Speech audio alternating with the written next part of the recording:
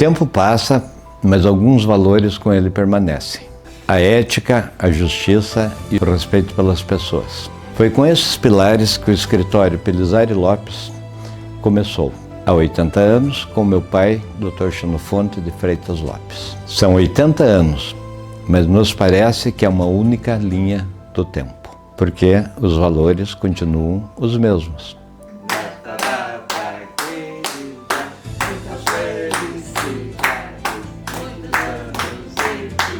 Eu sou Marco Aurélio Pelizari Lopes, sou advogado, sou sucessor, um dos sucessores do Dr. Xenofonte Freitas Lopes, que foi meu pai, e o fundador desse escritório de advocacia que comemora neste ano 80 anos de idade. Meu nome é João Paulo Lopes Fagundes, eu sou a terceira geração de advogados da família Pelizari Lopes. Me formei há 3 anos e 4 meses na Universidade Federal do Paraná. Xenofonte ele se formou em 1933 na Faculdade de Direito de Porto Alegre. Ele se formou já com 27 anos de idade.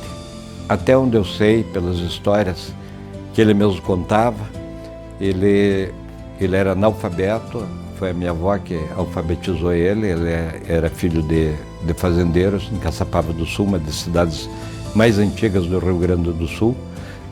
Era o caçula de 10 irmãos e se formou, foi o único irmão que se formou em curso superior.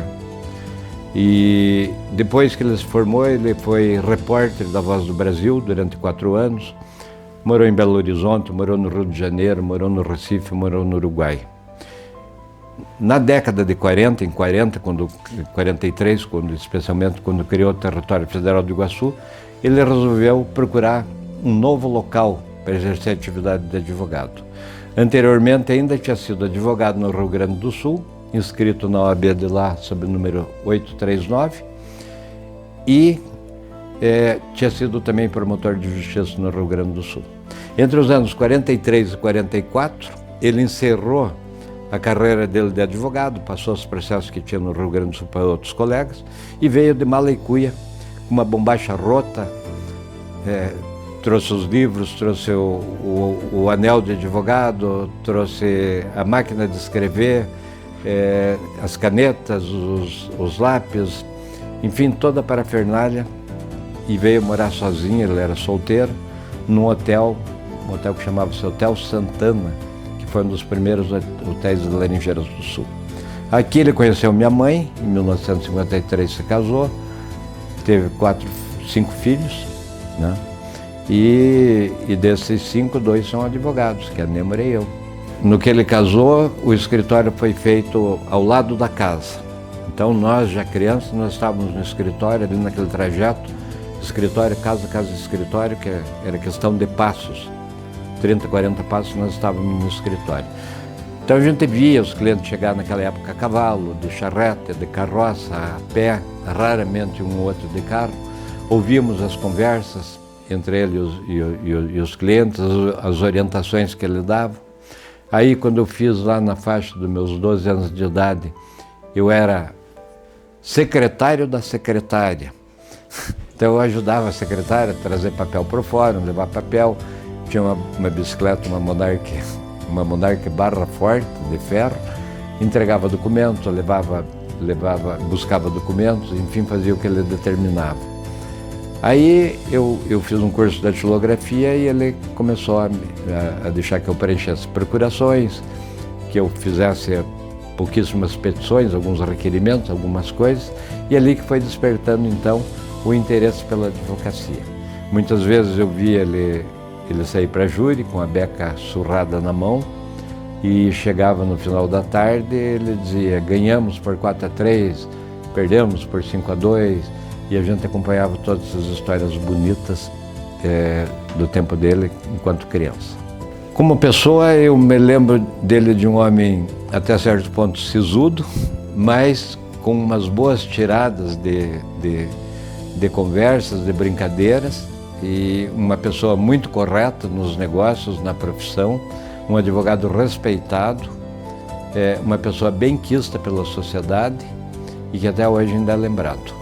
Me inspirou o exemplo dele como profissional, ele granjeou um grande número de clientes ao longo dos anos, e eu via o trabalho que ele fazia, as conquistas, as ações que vencia, a defesa dos seus clientes, e isso me inspirou também a ser advogado por conta disso. Imagino que ele deve estar festejando no céu a continuidade do legado dele, sabe? A gente fica muito feliz por ele ter nos oportunizado a seguir a profissão dele, seguir os caminhos, os passos dele. É difícil. Em algum momento ali no meio da faculdade eu me dei conta do peso desse legado. E brinco até hoje que não é fácil calçar os sapatinhos de 80 anos que essa tradição traz. Um dia eu espero ter a grandeza de fazer honra a esse legado. A perda do papai, eu fiquei pensando assim, meu Deus, e agora? Será que eu vou dar conta de tocar esse escritório como era? Ele deixou uma gama muito grande de clientes, processos para serem resolvidos. E então ali foi um certo assombro. Usando uma expressão bem pitoresca aqui da região, foi de tremer o garrão. Mas graças a Deus a gente conseguiu dar a volta e continuou com o escritório. Outros momentos marcantes foram a formatura da minha irmã, da Nêmara, que ela era agrônoma, e fui eu que incentivei ela a fazer direito. Se tornou uma excelente profissional, que eu tenho orgulho, minha sócia. Olha, a Nêmara é meu braço direito e que me ajuda de uma maneira muito relevante. Se não fosse ela, eu não sei se eu entraria na informática, porque eu me assustei muito. Eu tive muita dificuldade, ainda tenho dificuldades com a informática. Então é ela que é meu porto seguro. A Nêmara só me traz alegria aqui nesse escritório, e eu louvo a Deus todo dia pela vida dela, por ser minha sócia, por ser uma pessoa extremamente correta, capacitada e muito inteligente. Ética. É uma frase que minha mãe fala muito, é melhor ganhar menos dinheiro e poder deitar a cabeça no travesseiro e dormir com tranquilidade. Eu acho que ela é muito séria, e eu acho que eu nunca vi uma pessoa com tanta capacidade de trabalhar, em volume e gosto pelo que ela faz. O trabalho dá vida para ela, e eu não vejo minha mãe... A imagem que eu vou manter para sempre da minha mãe é ela na sala dela, com os processos dela. É um trabalho incessante. Eu acho que eu nunca vi ela tratar com desdém um processo, por menor que fosse. Qualquer processo, do menor ao maior, é tratado com a mesma seriedade. Eu acho que eu fui criado dentro do escritório. Até os meus 6 anos, eu e meus pais morávamos aqui em cima, de onde estamos gravando, aqui no escritório. E então eu vinha quase todos os dias para o escritório junto com a minha mãe, e me lembro muito desse ambiente todo aqui. E acho que com uns 11 ou 12 anos eu comecei a substituir as secretárias durante as férias delas. E ali eu fui vendo como era o ritmo de trabalho, como eles trabalhavam. Ainda não entendia a dimensão do que era, mas acho que foi o meu primeiro contato profissional com eles. Ali na sala da minha mãe tem uma foto que eu devo ter uns 7 anos, que eu tô de beca. Antes de entrar na faculdade, eu acho que eu tinha também ali por volta dos 11, 12 anos, eu brincava que eu queria ser presidente do Supremo Tribunal Federal. Hoje eu tô correndo dessa função, mas eu brincava com isso e nunca pensei em fazer outra coisa da minha vida que não fosse o direito. Mas a partir do meio da faculdade eu comecei a me interessar pelo direito de família. E o direito de família, ele é um dos poucos ramos do direito que não trata de dinheiro, ele trata de pessoas, de criança, de divórcios, ele trata de seres humanos. E o gosto por ele, eu acho, por esse ramo do direito, que é a minha paixão, eu acho que veio dela. Eu me formei em 1980, na Faculdade de Direito de Curitiba, e nesse mesmo ano eu também passei em Economia na Universidade Federal, em segunda opção. Fiz 6 meses de Economia, daí jubilei, porque não voltei mais.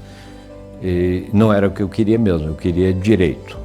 Eu sempre fui um acadêmico, modéstia à parte, muito dedicado, Por conta disso, já no primeiro ano, eu estagiei no escritório grande de advocacia, que era do professor João Casilo e do Carlos Eduardo Lobo da Rosa. Eram dois professores da minha faculdade, professores de Direito Civil.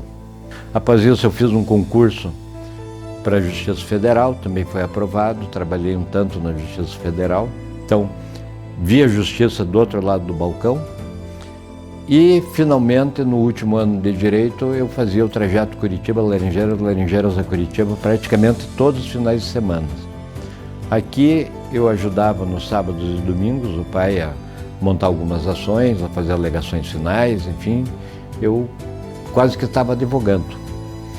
E me formei então no dia 23 de dezembro de 1980 e logo no dia 24 eu já estava de mala e cuia em Laranjeiras do Sul.